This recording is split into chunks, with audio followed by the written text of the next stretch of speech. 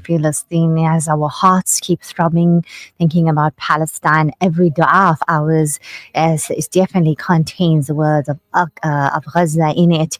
What and who is happening today? We are on the big day, that is the 12th of June, a planned non-violent march starting mid-June, drawing 2,000 to 3,000 activists from around 50 plus countries and 150 NGOs. These are participants there that include a broad coalition. So that's like your health workers, your land justice, your groups, your youth movements, and peace organizations. So that's today. SubhanAllah, the 12th of June, marches begin gathering in Cairo. Now, we've been watching the visuals. It's absolutely exhilarating to watch. Also suffering from FOMO, wishing we could be there. Our hearts are definitely there, our minds. But in whatever way we can to support it, let's do that. Let's make noise here while we are here in South Africa, because we know the power of social media. And we know how impactful it is. So what's happening is there's a travel route from Cairo to Al Arish to Rafah. How?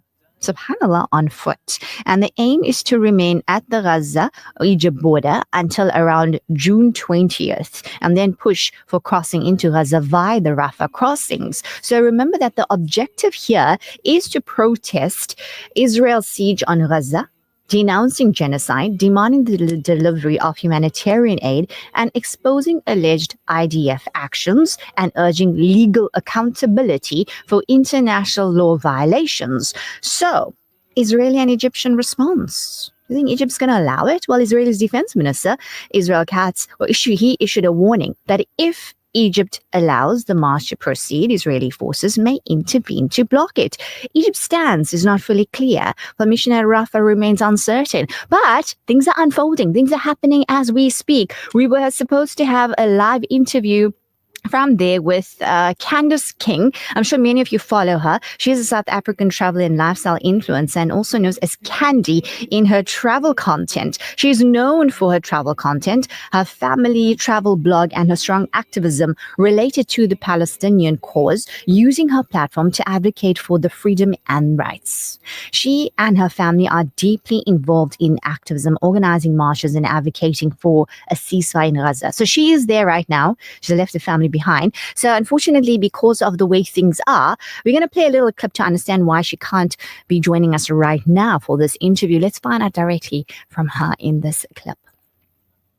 Hey, Salam. So the situation in Cairo has actually intensified a little bit, and I've been told not to take any interviews until things have, settled a little bit. So I'm not going to be able to join.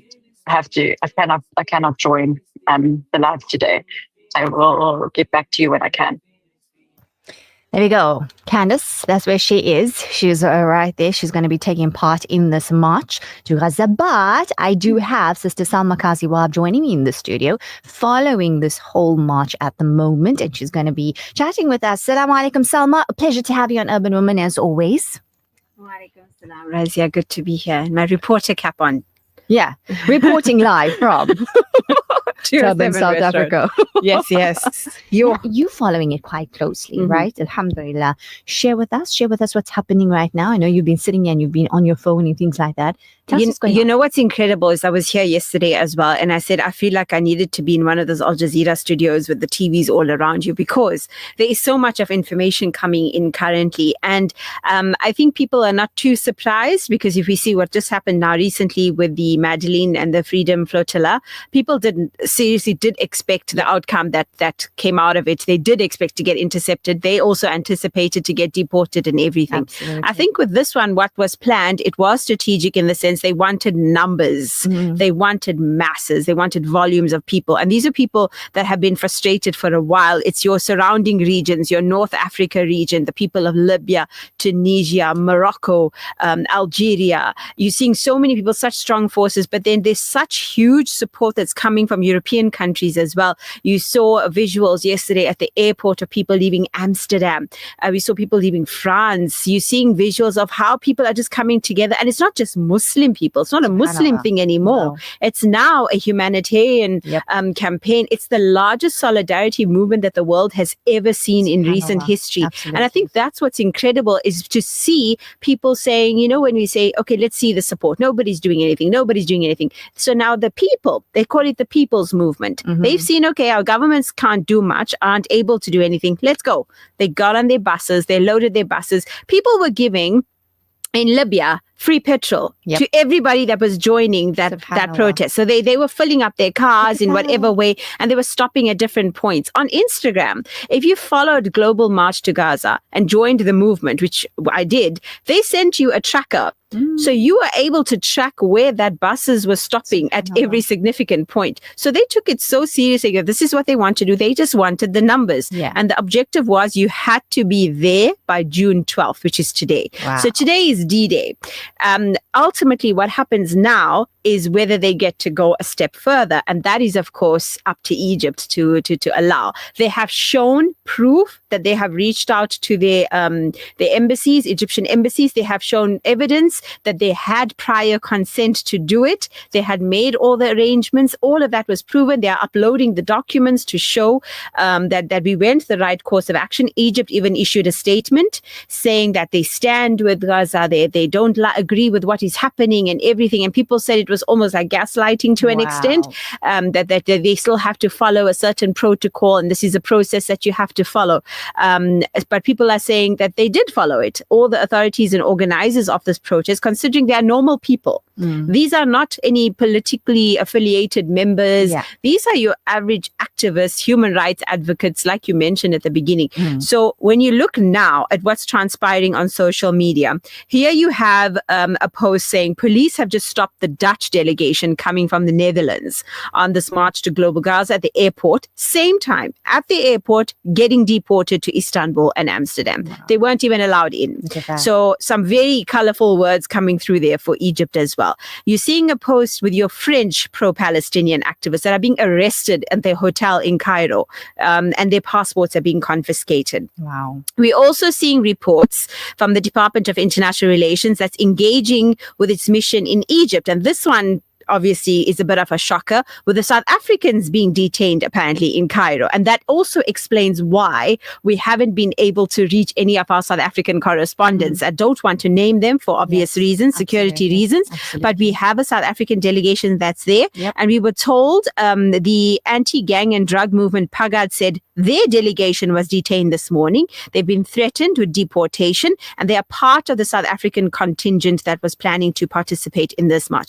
So you're actually seeing an interesting turn of events, as Candace, you could hear in her voice as well. So again, they had anticipated it, but I think today's process is whether or not they can convince Egypt to let them go through. But Egypt's also under pressure. You know that. Imagine, caught between the devil and deep blue sea. So it's like, you know, it just showed how people are showing that collectively, you know, whereas in our own little country, we're doing our own things in the marches, but realizing that that's not enough. And following some of the interviews, and even in the UK where the media spokesperson is speaking up and things like that, and they say, oh, but we said that we stand with them. And as that media person in the UK say, but that's not enough. Words are nothing. And we're clearly seeing now words are nothing. People are being so proactive, but the beauty of it is collectively coming together from all places, because, you know, we often hear that with the internet, the world is so small.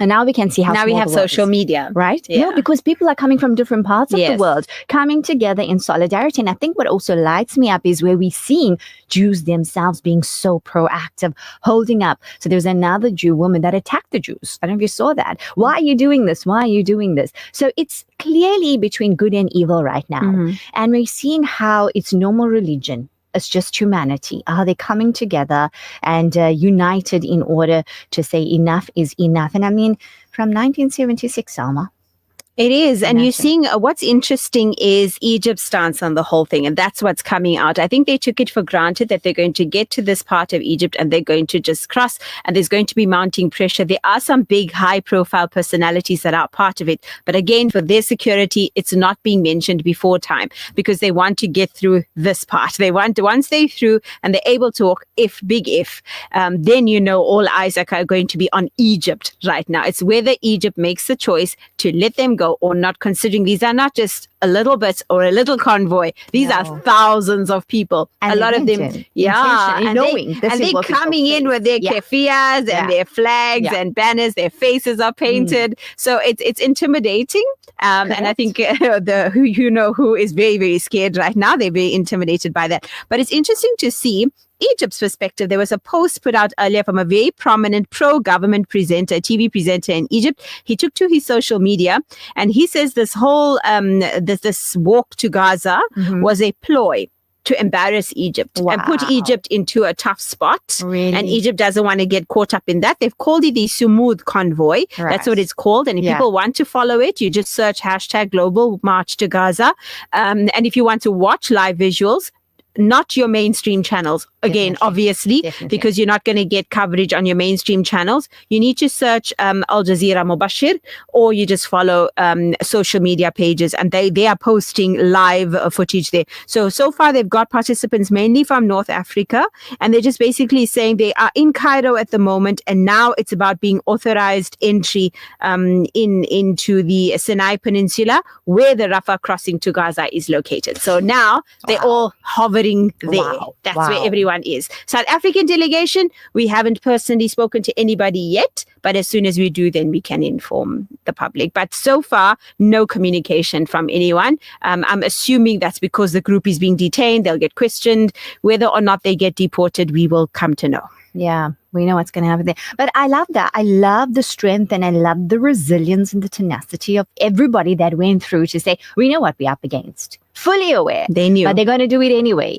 And that's part of jihad. That is definitely part of jihad. It is an hijab because apparently, and I see some of the other posts that went up, there were 40 Algerian activists, 3 prominent members. Again, they're not naming anybody. 3 prominent members of the North African Aid Convoy, they were detained this morning.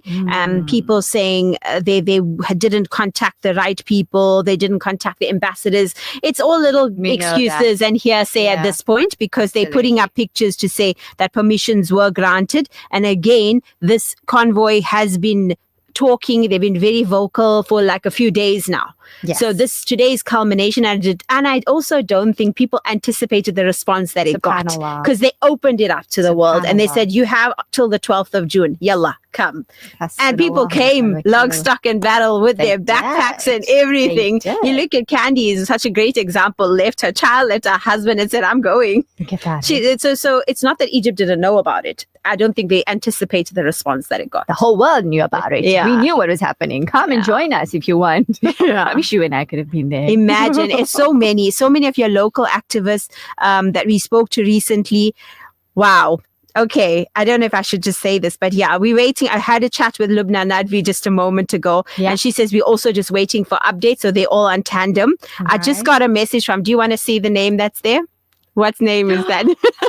Oh my word! Sarah is so hooked up. Can I say the name? Yeah, go. No, let's not say that name. But basically, these are very high-profile personalities that are not yet there. So we're good so far. So the group that's been detained is probably not these high personality members, but we still have South African delegations that are expected to arrive tonight in Egypt. So we should have more updates later on this evening that we're going to continue to give as it comes. Wow, subhanAllah. Well, we all are at the edge of our seats, watching, waiting to see what happens. What will Egypt do is the big question. Will they stand up and actually honor their word? Are they true? Will they be true to their word? Especially, I think, sadly, being part of the Arab world, even though they're part of Africa, right? They are part of the Arab world, I would say, but it's sad to see. But isn't this the whole thing of how we can control people? It's divide and conquer, break them up, weaken them, and then we can control and take over. So it's quite sad, but let's make dua. I think everybody should try, and if you can, And just now will be Dhuhr, inshallah. Pray to Nafil Salat al-Hajat. This is all for the people of Gaza. Remember, everybody that is a part of this march to Gaza, they are doing it only with one intention, to help the people in Gaza. They are trapped and we are here in our comfort. So what can we do? We aren't there physically. However, the power of dua is so important. I think collectively, inshallah, if we can just pray two nafil will take us 2 minutes. Just pray two nafil Salat al-Hajat for Allah Azza wa Jal to help them to open up the way for the siege to end, for everything, for something positive to come out of this, because for Allah Azza wa Jal, kun fayakun, be, and it is, everything is possible. So here it is, Allah Azza wa Jal does say make effort. There's a lot of effort being made, and inshallah, let's be hopeful, and we're going to be watching what's going to be unfolding. We absolutely, it brings about a lot of questions as well.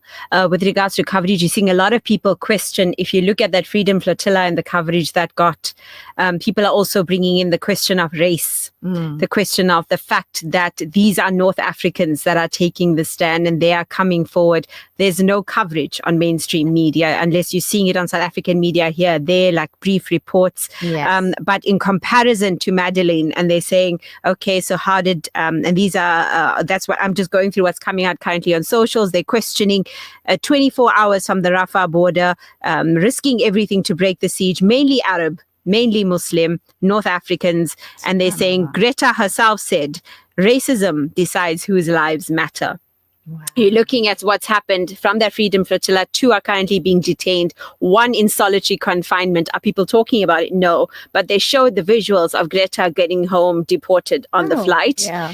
You're looking at what's happening now. They are being detained. Algerians are being detained. Moroccans are being detained.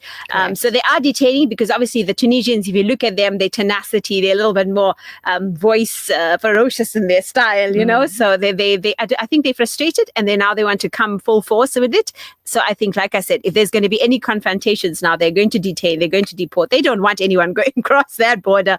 We all pictured it, and I'm so hopeful.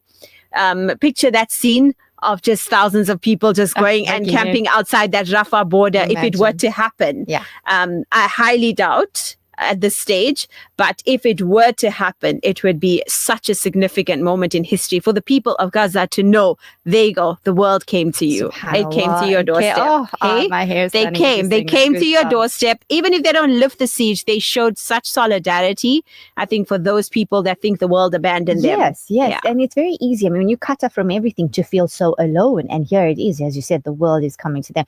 Definitely this is going down in history, subhanallah, and all of the amazing people that took that time out from their jobs, from their works, from their families, from their comfort, to go there and march towards Gaza. I think this is such a beautiful initiative, such a powerful one as well. And all we can do while we sit here is make dua. So don't just sit in your comfort and think, oh, well, let's just follow, but make dua and be proactive in your own little way, because you still have so much of power just from where you are. Salma, any last words as we wrap up? It's been wonderful having you on. Thank you for sharing so much of information with us. You've been following it. You're great with all these things. Yeah, just follow your social media. If you want to follow, it goes as Global March to Gaza. If you want to watch visuals, you just search the hashtag Global March to Gaza. Don't trust what you're seeing on media, because it's not necessarily, it's going to be bombarded with. And again, I'm going to put something out there. You're going to look at the coincidence here with what's happening in the US currently, and you can connect the dots. Look at what's happening with ICE and the immigrants and the deportations there, and with its chaos in the US currently. So media is going to be very divided. Well, not so much. You're going to see a focus more on one direction and less attention given in the other direction. And whether it's a coincidence, I don't know. Is it ever? But the media, to distract sometimes, tends to do that. And they'll shift your attention. And it somehow will always happen when there's something significant happening. So to distract people from the thousands and thousands that are doing one thing, they're going to show you, see what's happening here, see Donald Trump, what he's doing. Look what Elon Musk is saying, sorry to Donald Trump, who cares? Absolutely. That's the media bias, and we know who controls it. So that's the beauty of social media, is that we can still get what we need to know. So just know where you're going and getting your information from. Very powerful, very proud of all the activists and everybody that went and making such a powerful stand, such a powerful movement, such a powerful message is being sent out. And let's just hope We don't know. We know what's happening, but we hope Egypt can do the right thing. But let's just wait and see what unfollows and unfolds. Thank you so much, Salma, for your time on Thank you. Urban Woman. Until then, Assalamu alaikum wa rahmatullahi wa barakatuh. Wa alaikum salam. A prophet's journey. When all the prophets arrived, then miraculously in the mosque.